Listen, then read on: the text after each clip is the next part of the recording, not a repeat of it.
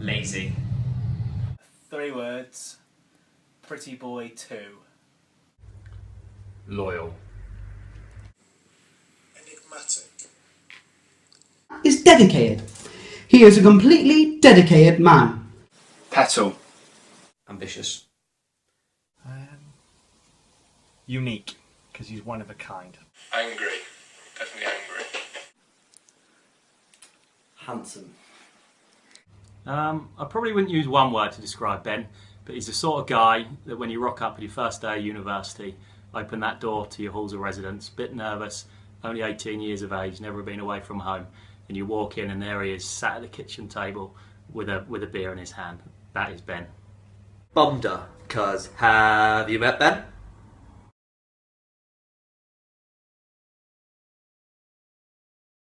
I would say it have to be down in Newquay when Liverpool won the Champions League. Never seen a man so happy. My gran used to fancy him. Probably one of the many times where Ben would, and we all would, mix a bottle of wine with some cheap Smirnoff Ice and drink them as fast as we could before we go to the Union. We had a bit too many shandies, and then we ended up riding a metal pig and showing off the flowers we had acquired to couples.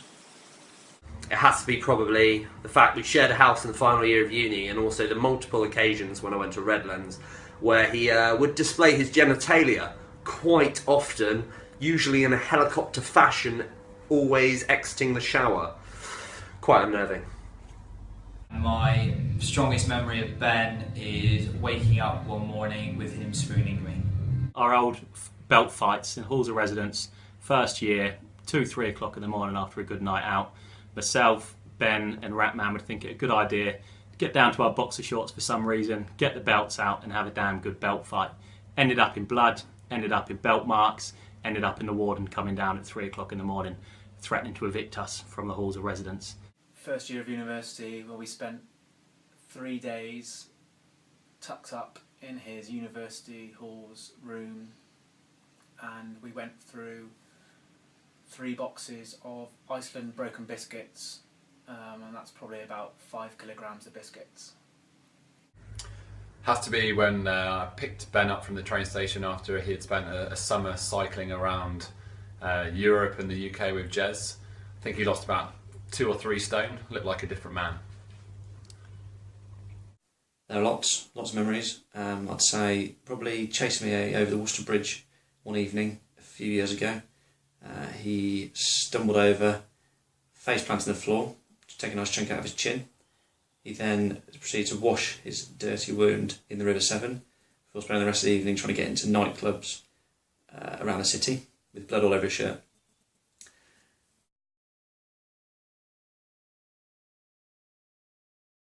We'd regularly have little play fights, and Ben would get a bit overexcited, and I'd normally come off worst. Yes. We were playing squash one time. Unfortunately, I accidentally hit him round the face with a squash racket and reopened an old scar. I've never been so scared for my life. For no apparent reason, Ben just decided to have a go at me in the pub for being Welsh. Of course. Okay, what happens on the stag stays on the stag, although I think if I just say blow up doll and angry Ben biting the blow up doll is enough said. Unfortunately, I do. The only thing I've got to say is, rest in peace, Beyonce. You were good when you lasted on the stag do. Tuesday night, pound a pint. Roughly, probably £8 later, we both spent. Decided it'd be a good idea to start giving Ben dead legs. Ben has got quite a short fuse. I reckon we probably got to about 8 dead legs before Ben finally blew his top, told me to foxtrot Oscar and stormed home, and he was still in a bad mood 3 hours later when we got home.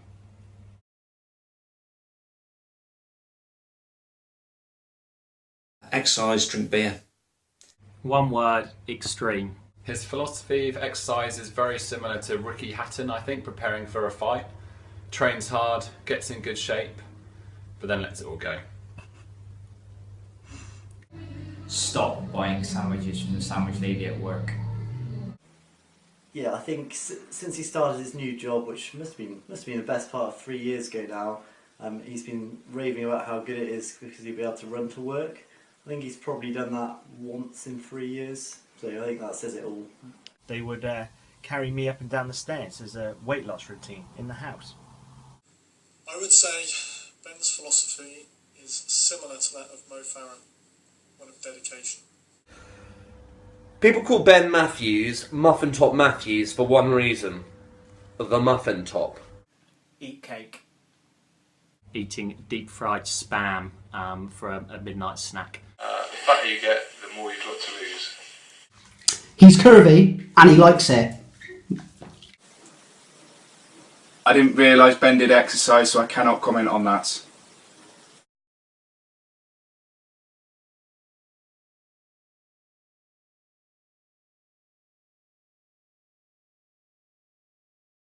No. End of. Oh yeah, most definitely. Absolutely. He's easygoing, he's lovable, and then more importantly, he's a loyal Brummy. Yes, he's a great hugger. Yes, I would.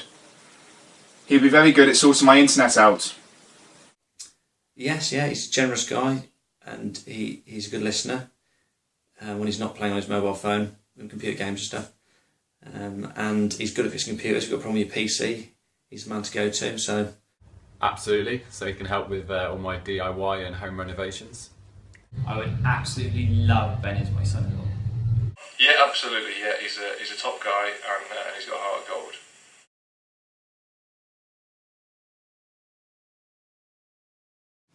But you make a fantastic couple, so good luck for the future. Helen, always keep £15 handy because Ben will do absolutely anything for 15 quid. If you do at any point decide to embark on a dead leg game with Ben, I'd probably give it up at number 8 because number 9 just pushed him over the edge. And finally, don't let him get back to eating deep fried spam. It's not a good place. The scene. Final year of university. Ben and I were living together. Ben and I were on the same course. We wake up at 6:30, go to the gym. We'd then go to the library. We'd then go out drinking, and we'd repeat constantly for 3 months. The only problem with this was I didn't invite Ben along to any of that. He just followed me needlessly like a puppy. So Helen, just watch out for that. He can be pretty damn needy. I'd say keep challenging his DIY skills. He loves it really. Helen, don't buy him any blow-up dolls. He won't appreciate it. Always make sure you've got cake in the house. And Ben absolutely loves DIY, so the more DIY you can provide him, the better. I would I'd just make sure or Ben doesn't let himself go, so keep an eye on him, Helen. He's got a tendency to put him a bit away. Yes, never get on a bus with Ben, because for one, you'll be sure to go in the wrong direction, and also he tends to sit next to the person that's pooed themselves. You've got a good one there. Just make sure you feed him cake. All the best, Ben. Helen.